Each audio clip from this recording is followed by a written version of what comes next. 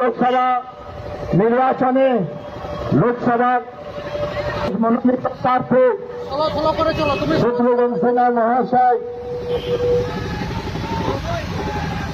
আপনাদের কাছে উপস্থিত হয়েছেন।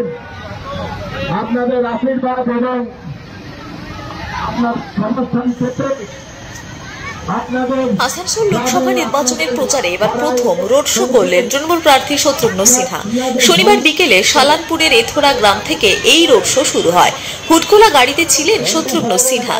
এথোরা আঙ্গারিয়া থেকে সম্পূর্ণ গ্রাম ঘুরে ফুলবাড়িয়া গ্রামে গিয়ে এই রোড শো শেষ হয়। মোট 11 কিলোমিটার দীর্ঘ পথ ধরে এই রোড শো অনুষ্ঠিত হয়।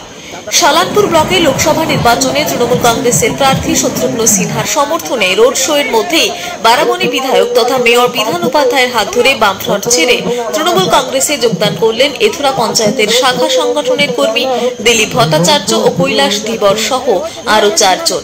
এদিন দিলীপ ভট্টাচার্য জানান, এত উন্নয়ন দেখেই আমরা তৃণমূল কংগ্রেসে যোগদান করতে বাধ্য হলাম। এদিন প্রার্থী শত্রুঘ্ন সিনহার সঙ্গে হুটখোলা গাড়িতে উপস্থিত ছিলেন বারাবণীর বিধায়ক তথা মেয়র বিধান উপাধ্যায়। এছাড়াও ছিলেন বারাবণীর অন্যান্য তৃণমূল নেতৃত্বরা। এই রোড শোতে বাইক মিছিল করেন তৃণমূল কর্মীরা। এদিন তৃণমূল কর্মীদের উৎসাহ ছিল চোখে পড়ার মতো।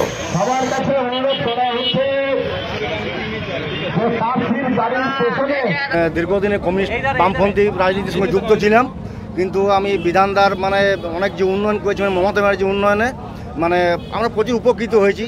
প্রত্যেকটা মমতা ব্যানার্জি যে সরকারের ইয়েগুলো সবগুলো আমরা পেয়েছি। দীর্ঘদিন বামফ্রন্ট করে যা পাইনি তৃণমূল আমরা সবগুলাই আমরা পেয়েছি। যে আমরা বিরোধী দল করতাম বলে যে উন্নয়নগুলো আমরা পাইনি, সরকারের প্রকল্পগুলো সবগুলাই আমরা পেয়েছি। তার জন্য আমরা আমি সামিল হতে বাধ্য হলাম। কতজন আমরা মোটামুটি আজ 5-6 জন জয়েন করেছি। আপনার নাম? আমার নাম দিলীপ ভট্টাচার্য। আমি এই সিপিএম থেকে বামপন্থী কর্মী। হ্যাঁ, আমি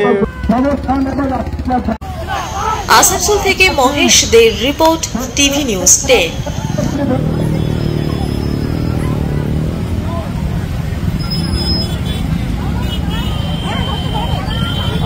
Thank you.